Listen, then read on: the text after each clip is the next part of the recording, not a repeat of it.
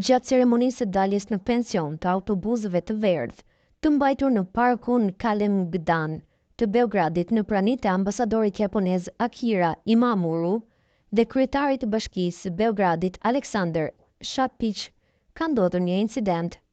Qytetari ka ndërprer papritur sesionin fotografik me një breshëri ofendimesh ndaj kryebashkiakut. Pamjet nga një kënd tjetër tregojnë se ai nuk ishte vetëm. Disa persona të pranishëm shprehen qartë pakënaqësinë e tyre. Sesioni fotografik në dukje rutinë u ndërprer papritur kur një qytetar ju drejtua Shapićit me akuza të ashpra: "Ti hajdut, ke vjedhur qytetin. Aty po shponin në argjinatur pas një cop letër. Ju sollët sigurimin privat për të mos lejuar që këshilltarët të hynin në këshillin e qytetit.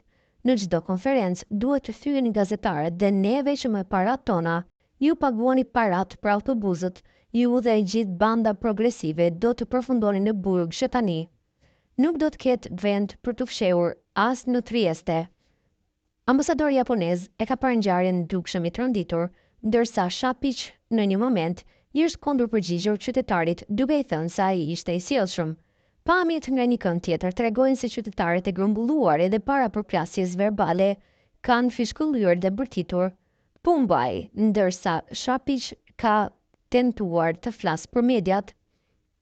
Ata u revoltuan duke i thënë se nuk ishin të kënaqur me mënyrën se si ai drejtonte kryeqytetin e Serbisë.